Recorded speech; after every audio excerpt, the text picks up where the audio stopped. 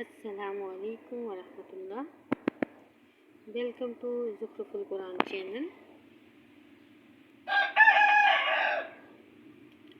آج میں آپ کو غزوہ خیبر کے بارے میں بتاتی ہوں. غزوہ خیبر غزوات میں سے ایک اہم غزوہ ہے جو 7 ہجری کو خیبر کے مقام پر یہودیوں کے خلاف لڑا گیا. خیبر متعدد قلعوں پر مشتمل ایک بہت بڑا شہر تھا. خیبر مدینہ منورہ سے تقریباً 165 کلومیٹر دور شمال کی طرف ایک سرسبز و شاداب علاقہ ہے. یہاں چھوٹی چھوٹی پہاڑیاں، کھجوروں اور دوسرے کئی انواع کے پھلوں کے باغات ہیں. خیبر یہودیوں کا سیاسی اور عسکری مرکز تھا. خیبر میں کئی یہودی قبائل آباد تھے اور مدینہ منورہ سے بھی بنو نذیر اور بنو قینقاع کے لوگ مدینہ بدر ہونے کے بعد خیبر میں آباد ہو گئے تھے. یہودی اپنی کھوئی ہوئی ساکھ بحال کرنے اور مسلمانوں سے بدلہ لینے کے لیے ہر وقت کوشاں رہتے تھے. خیبر سے مسلسل یہ خبریں آ رہی تھیں کہ یہودی مسلمانوں کے خلاف جنگ کی تیاری کر رہے ہیں. دوسری طرف مدینہ میں یہودی قبیلہ بنو غطفان اور مدینہ کے منافقین جن میں عبداللہ بن ابی کا نام سر فہرست ہے، مسلسل مسلمانوں کی مخبری کیا کرتے، جاسوسی کیا کرتے تھے اور مسلمانوں کے خلاف لڑائی کے لیے ابھارا کرتے تھے. لشکر اسلام کی تیاری اور روانگی 7 ہجری کے کچھ عرصہ بعد نبی کریم صلی اللہ علیہ وآلہ وسلم نے خیبر کی طرف لشکر کشی کا ارادہ کیا. یہود کی سفارشوں اور ریشہ دانیوں سے چھٹکارا پانے کے لیے 1400 کے قریب مجاہدین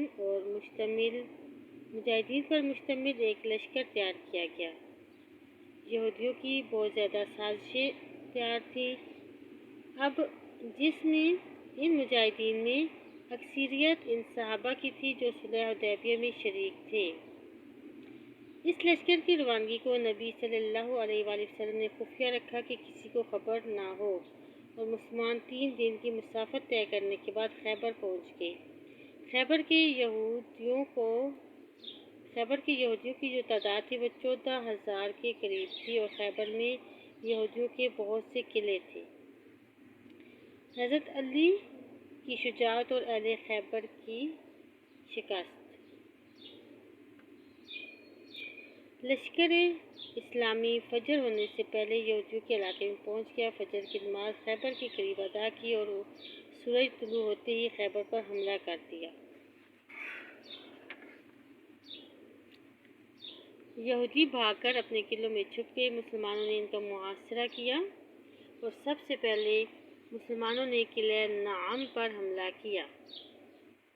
یہاں پر مسلمانوں کو شدید مذمت کا سامنا کرنا پڑا. اس موقع پر آپ صلی اللہ علیہ وآلہ وسلم نے فرمایا، کل میں جھنڈا اس شخص کو دوں گا جسے اللہ تعالیٰ اور اس کا رسول عزیز رکھتے ہیں، جس کے ہاتھ پر فتح حاصل ہوگی. تمام صحابہ اکرام ہی اس شہادت کے امیدوار تھے کہ پرچم انہیں عطا ہو، لیکن آپ نے فرمایا، علی بن ابی طالب کہاں ہے؟ لوگوں نے عرض کیا، اے اللہ کے رسول، ان کی آنکھوں میں تکلیف ہے. آپ نے ان کو بلا کر ان کی آنکھوں میں اپنا لہب مبارک ڈالا اور دعا دی. آپ کے لہب دہن کی برکت سے حضرت علی رضی اللہ عنہ اس طرح صحت یاب ہو گئے جیسے انہیں کبھی تکلیف تھی ہی نہیں. آپ نے حضرت علی رضی اللہ تعالیٰ عنہ کو جھنڈا عطا کیا اور انہیں قلعے پر حملے کا حکم دیا. حضرت علی نے اپنے ساتھیوں کے ساتھ قلعہ نعم کی طرف پیش قدمی کی اور نبی کریم صلی اللہ علیہ وآلہ وسلم کی ہدایات کی روشنی میں پہلے یہود کو اسلام کی دعوت دی، مگر وہ انکار کر کے مقابلے کے لیے سامنے آ گئے. اس لڑائی میں یہودیوں کا بڑا جنگجو مرہب حضرت علی کے ہاتھوں جہنم رسید ہوا، جس کے بعد یہودیوں کے حوصلے پست ہو گئے اور وہ شکست کھا کر بھاگ اٹھے. یوں قلعہ نعم پر مسلمانوں نے قبضہ کر لیا. حضرت علی کو اسی فتح کی وجہ سے فتح خیبر کہا جاتا ہے. فاتح خیبر. قلعہ نعم کی فتح کے بعد مسلمانوں کے حوصلے بلند ہو گئے اور ایک نیا جوش و جذبہ پیدا ہو گیا۔ مسلمانوں نے پیش قدمی جاری رکھی اور آہستہ آہستہ قموس اور یہودیوں کے باقی قلعوں پر قبضہ کر لیا۔ ان قلعوں کے محاصرے کے بعد یہودیوں نے شکست تسلیم کر لی اور ہتھیار ڈالنے کے لیے تیار ہو گئے۔ غزوہ خیبر میں 93 یہودی مارے گئے جبکہ 18 مسلمان شہید ہوئے۔ مسلمانوں اور یہودیوں کے بیان گفت و شنید کے نتیجے میں ایک معاہدہ طے پا گیا، جس کے بعد یہودیوں نے اپنے چھوٹے بڑے تمام قلعے مسلمانوں کے سپرد کر دیے اور مسلمانوں کو فتح و نصرت نصیب ہوئی اور خیبر پر مکمل غلبہ حاصل ہو گیا۔ حضرت جعفر بن ابی طالب کی آمد۔ غزوہ خیبر کی فتح کے بعد آپ ابھی خیبر ہی میں تشریف فرما تھے کہ حضرت جعفر بن ابی طالب اور ابو موسیٰ اشعری اپنے دیگر صحابہ کے ساتھ خیبر میں آپ کے پاس پہنچ گئے۔ آپ صلی اللہ علیہ وآلہ وسلم نے حضرت جعفر بن ابی طالب اور مہاجرین حبشہ کی آمد پر خوشی کا اظہار فرمایا اور ان کو خوشخبری دی کہ تمہیں 2 ہجرتوں کا ثواب ملے گا۔ ایک ابو موسیٰ اشعری کی روایت کے مطابق آپ نے انہیں خیبر کے مال غنیمت میں سے بھی حصہ عطا فرمایا۔ غزوہ خیبر کے بعد مسلمانوں کو مال غنیمت کی صورت میں بہت سی سرسبز و شاداب زمینیں، کھجوروں کے باغات ملے۔ عسکری لحاظ سے مضبوط قلعے اب مسلمانوں کے قبضے میں تھے اور بہت سا جنگی ساز و سامان مسلمانوں کے حصے میں آیا۔ عرب میں مسلمانوں کی عزت اور سیاسی عسکری قوت میں بے پناہ اضافہ ہوا۔ غزوہ خیبر کے بعد غزوہ موتا کے بارے میں اہم معلومات۔ غزوہ معرکہ موتا۔ سریہ موتا 8 ہجری میں موتا کے مقام پر ہوا۔ اس کا سبب یہ بنا کہ آپ صلی اللہ علیہ وآلہ وسلم حضرت حاصر بن حارث بن عمیر کو اپنا خط مبارک دے کر بصرہ کے بادشاہ کی طرف بھیجا۔ جب وہ موتا کے مقام پر پہنچا تو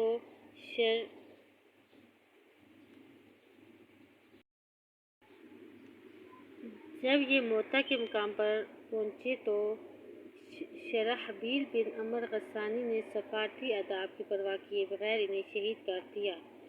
جب یہ المناک خبر مدینہ میں پہنچی تو آپ صلی اللہ علیہ وسلم کو آپ نے اس سرکش حاکم کی سرکوبی کے لیے ایک لشکر موتا کی طرف روانہ کیا۔ نبی اکرم صلی اللہ علیہ وآلہ وسلم نے حضرت زید بن حارث کو اس لشکر کا سپہ سالار بنایا اور ساتھ ہی یہ تاکید کی کہ اگر زید شہید ہو جائے تو جعفر بن ابی طالب سپہ سالار ہوں گے، اگر وہ بھی شہید ہو جائیں تو عبداللہ بن رواحہ سپہ سالار بنیں گے اور عبداللہ بن رواحہ بھی شہید ہو گئے تو مسلمان جس کو چاہے اپنا امیر منتخب کر لیں۔ حضرت زید بن حارث 3000 کا لشکر لے کر موتا کی طرف روانہ ہو گئے۔ مسلمان شام کی سرزمین میں پہنچے تو موتا کے مقام پر خیمہ زن ہو گئے۔ دوسری طرف قیصر روم بھی 1,00,000 فوجیوں پر مشتمل ایک بہت بڑی فوج لے کر بلقا کے علاقے میں پہنچ گیا، جہاں پر عرب عیسائی قبائل بھی 1,00,000 کا لشکر لے کر رومیوں کے ساتھ شریک ہو گئے۔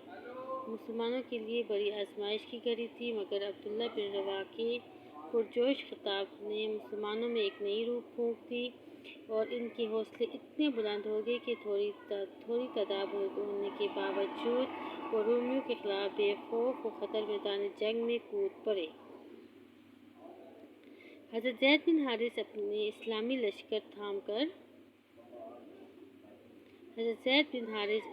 پرچم تھام کر مسلمانوں کی قیادت کرتے ہوئے خوب جوش و خروش کے ساتھ دشمنان اسلام کے ساتھ جہاد کرتے ہوئے شہید ہو گئے۔ حضرت زید بن حارث کی شہادت کے بعد اسلامی پرچم حضرت جعفر بن ابی طالب نے تھام لیا اور اپنی جنگی صلاحیتوں کے جوہر دکھانے لگے۔ میدان جنگ میں اچانک دشمن کے وار سے آپ کا ایک ہاتھ کٹ گیا۔ آپ نے پرچم دوسرے ہاتھ میں تھام لیا اور اسلامی پرچم کا دفاع کرتے ہوئے شہید ہو گئے۔ اس معرکے میں آپ کے جسم پر 90 کے قریب زخم آئے۔ آپ کے بعد اسلامی پرچم آپ کے حکم کے مطابق حضرت عبداللہ بن رواحہ نے سنبھالا۔ آپ مسلمانوں کے حوصلے بلند کرنے کے لیے اشعار کہتے اور ساتھ ساتھ دشمنوں پر کاری وار بھی کرتے۔ آپ کی شہادت کے بعد مسلمانوں نے متفقہ طور پر حضرت خالد بن ولید کو اپنا امیر بنا لیا۔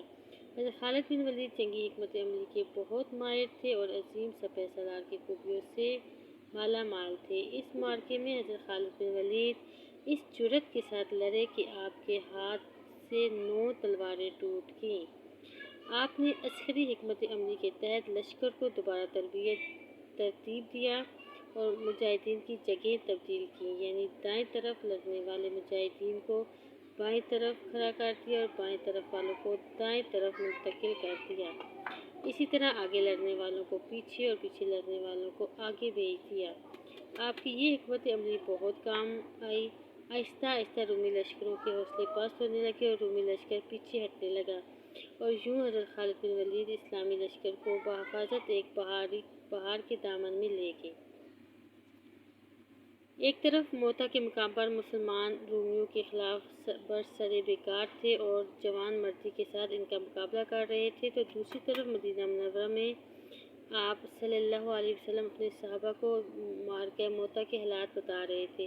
حضرت انس بن مالک فرماتے ہیں کہ فتح کی خبر آنے سے پہلے آپ کو بذریعہ وحی اللہ تعالیٰ نے خبر دے دی تھی۔ آپ نے فرمایا، زید نے پرچم کو پکڑا اور وہ شہید ہو گئے، پھر اسے جعفر نے لے لیا، وہ بھی شہید ہو گئے، اب اسے ابن روحہ نے تھام لیا ہے اور وہ بھی شہادت نوش کر گئے ہیں۔ یہ بیان کرتے ہوئے آپ کی آنکھیں اشک بہا گئیں۔ اب پرچم کو اللہ تعالیٰ کی تلواروں میں سے ایک تلوار نے پکڑ لیا ہے، حتیٰ کہ اللہ تعالیٰ نے مسلمانوں کو فتح اور نصرت سے سرفراز فرمایا۔ اس معرکہ میں 12 مسلمان شہید ہوئے۔ حضرت خالد بن ولید جب اسلامی لشکر کے ہمراہ بحفاظت مدینہ منورہ پہنچے تو ان کا شاندار استقبال کیا گیا۔ جنگ موتا نے مسلمانوں کی ساکھ میں بہت اضافہ کیا۔ مسلمانوں کا انتہائی کم تعداد کے ساتھ اپنے سے کئی گنا بڑے دشمن کے مقابلے میں بے خوف و خطر میدان جنگ میں کودنا اور 7 دن تک دشمن کا بہادری سے مقابلہ کرنا فتح اور نصرت کا منہ بولتا ثبوت تھا۔ اس معرکے میں حضرت خالد بن ولید کی بہادری اور عسکری صلاحیتوں کا اظہار ہوا۔ اسی معرکے کے بعد حضرت خالد بن ولید کو سیف اللہ یعنی کہ اللہ کی تلوار کا لقب ملا۔ اس جنگ میں حضرت جعفر بن ابی طالب کی شہادت پر نبی کریم صلی اللہ علیہ وآلہ وسلم نے ان کے گھر والوں کو حوصلہ دیتے ہوئے فرمایا کہ میں نے جعفر کو شہادت کے بعد جنت میں اڑتا ہوا دیکھا۔ ان کے بعد انہیں جعفر طیار کہا جانے لگا۔ معرکہ موتا کے نتائج میں سب سے اہم بات یہ ہے کہ رومیوں کا رعب اور دبدبہ جاتا رہا، کیونکہ مسلمان ہی وہ پہلی طاقت تھے جنہوں نے رومیوں کو للکارا۔ اس طرح شام اور ارد گرد کے علاقوں میں اسلام کی عسکری ڈھاک بیٹھ گئی۔